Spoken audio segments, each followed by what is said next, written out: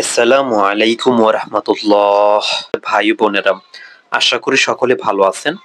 আজকে আমরা আয়াতুল কুরসির শুদ্ধভাবে তেলাওয়াত করব এবং এই আয়াতুল কুরসি পাঠ করলে আপনারা কি কি ফজিলত পাবেন ইনশাআল্লাহ এই পাঁচটা ফজিলত আপনাদের সামনে উপস্থাপন করব। আসুন আগে আমরা পাঁচটা ফজিলত কি সেটা জেনে নেই। ১. শয়তান থেকে সুরক্ষা। রাসূল সাল্লাল্লাহু আলাইহি সাল্লাম বলেছেন, যে ব্যক্তি প্রতিদিন রাতে ঘুমানোর আগে আয়াতুল কুরসি পড়বে, আল্লাহ তার জন্য একজন সুরক্ষাকারী নিযুক্ত করবেন এবং শয়তান তার কাছে আসতেই পারবে না। বুখারী শরীফের হাদিস। ২. নামাজের পর পড়লে জান্নাতের দরজা খুলে যায়।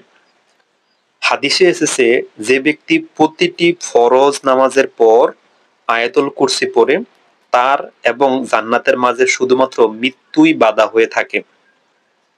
আলহামদুলিল্লাহ। ৩. সর্বশ্রেষ্ঠ আয়াত।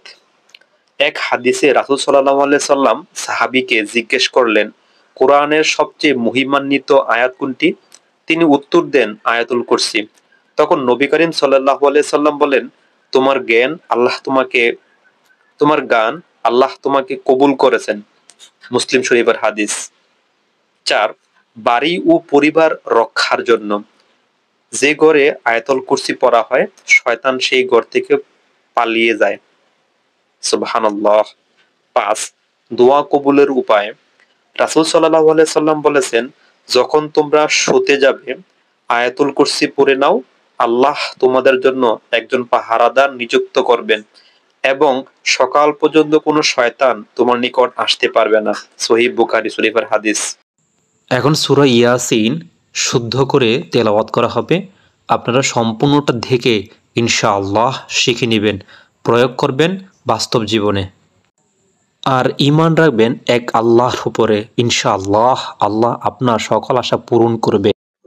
الله لا إله إلا هو الحي القيوم لا تأخذه سنة ولا نوم له ما في السماوات وما في الأرض من ذا الذي يشفع عنده إلا بإذنه يعلم ما بين أيديهم وما خلفهم ولا يحيطون بشيء من علمه إلا بما شاء وسع كرسيه السماوات والأرض ولا يعوده حفظهما وهو العلي العظيم।